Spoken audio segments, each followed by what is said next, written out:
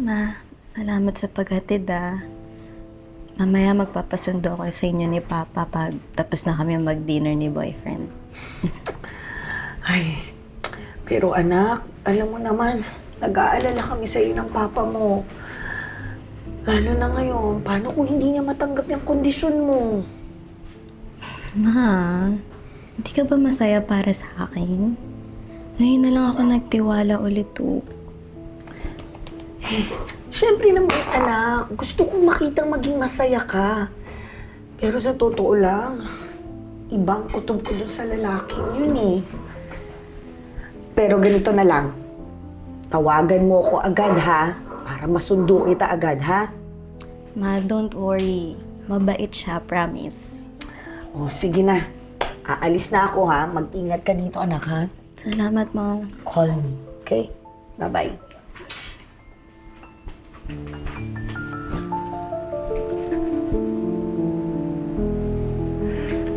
I'm sorry I'm late. Ay, I'm really sorry I'm late. Grabe yung traffic sa labas eh. Here, I have something for you. thank you, Han, at sumipot ka sa first date natin. Hindi mo alam kung gaano mo ako napapasaya. Sige, upo ka na. Teka, ano yan? Totoo ba yung nakikita ko? Ha? Bakit? Pangit ba ako? May dumaba sa mukha ko? Tell me. No shit. Hindi mo naman sinabi sa akin naka-wheelchair ka. Kailangan mo ba talaga itago yan sa akin? Eto ba? It doesn't matter naman na naka-wheelchair ako, di ba? Sige na, upo ka na para makapag-order na tayo. You know what? I don't like this. Ngayon pa lang, tigil na natin to kahibangan na to. Right? With all your social media posts, never once na pinakita mo naka-wheelchair ka, tapos ganito yung dadatnan ko. Crazy. Ganun ba? Yeah, I admit na hindi ako nagpo-post sa social media na naka-wheelchair. And it doesn't mean naman na niloloko kita eh. Sasabihin ko naman sa'yo to. Pero natatakot kasi ako na baka iwasan mo ako. Kasi napapamahal na ako sa'yo. At ngayon na lang ako naging masaya ulit. Dahil sa'yo. So you want me to accept this? What would my friends say? What would my family say? Na yung girlfriend ko hindi makaakyat ng hagdan?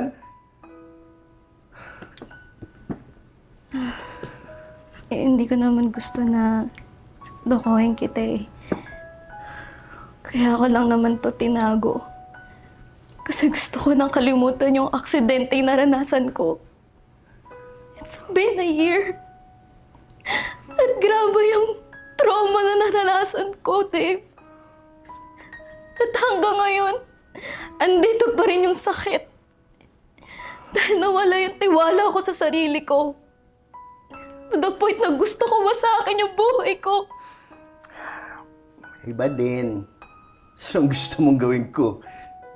Itong aksidente mo, gagawin mo excuse para ano? Para mahalin kita? Para tanggapin kita?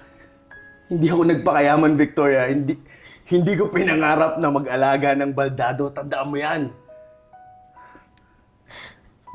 Wala naman sino man ang gusto malagay sa katayuan ko ngayon eh. Kasi hindi lang naman yung paano wala sa akin. Pati buong pagkatao ko. Nawala lahat ng mga pangarap ko. At lahat ng diskriminasyon tinanggap ko. Dahil sa aksidenteng to. Pero nagtiwala na ako ulit sa sarili ko. Dahil meron taong naniniwala sa akin na kaya magmahal na tulad ko. You know what? Let's just stop. Okay, I'm not gonna pretend that I like what I see. Right? Tsaka, online lang naman tayo naging tayo, di ba? Okay na yun. Hindi naman totoo to eh. Hindi yung sakit. Kasi alam ko, mahal mo ako, di ba? Totoo yung mga pinakita mo sa akin. You give me hope na kaya ko magmahal ulit, magtiwala ulit. Mahal mo ako, di ba? Tell you what, the earlier you accept that I'm not gonna be around, the better. Mas magandang sa iba mo na lang ibaling yan. Hindi. Kaya ko naman tanggapin eh. Na ayaw mo na sa akin. Pero hindi ko matanggap na ayaw mo sa akin dahil sa kapansanan to. This is too much drama for me. I'm just gonna go.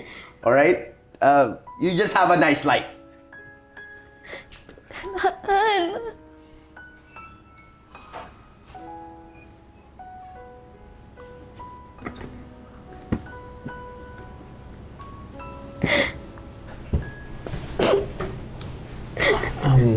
Miss, huwag ka nang umiyak ko. Hindi mo siya deserve. Huwag kang mag-alala. Dadating din yung lalaking tunay na magmamahal sa'yo. Salamat ah.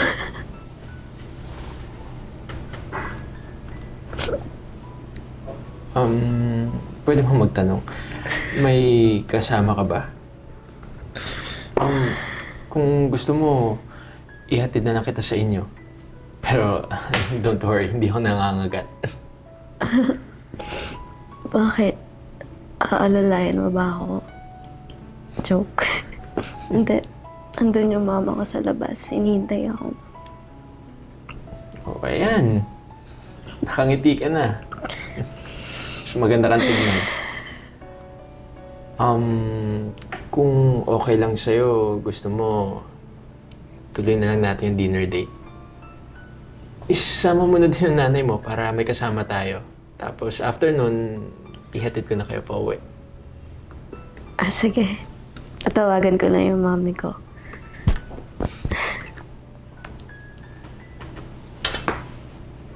Ma? Hello, anak. Okay ka ba dyan? Kamusta ang date nyo? Mabait pa yung boyfriend mo? Oo ma. Punta na po kayo dito. Kukwento ko na lang sa inyo mamaya.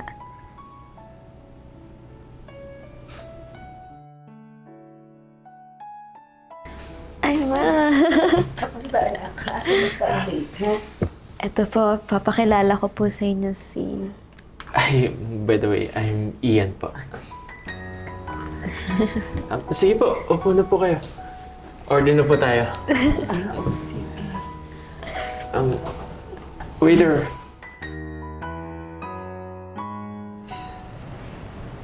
Natin to, ha? Yan. Oh, isa naman. Yan. Safe lang, okay? Tara, ha? Sige. Tayo, man.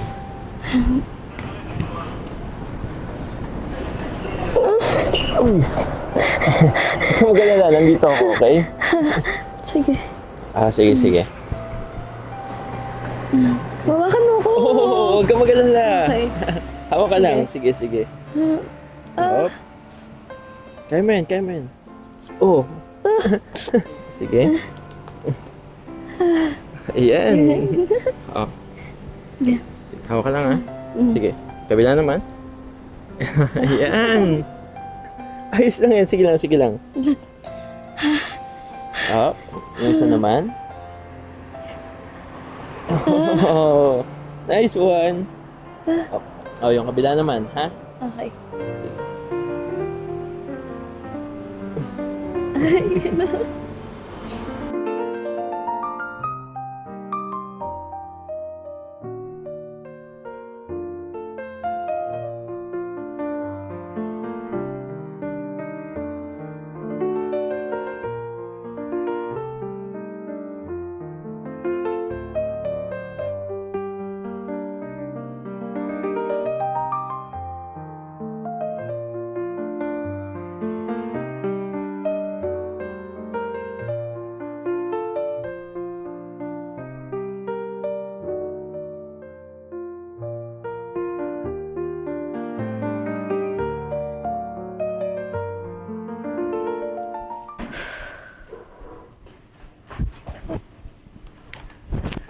I'm so sorry, ako.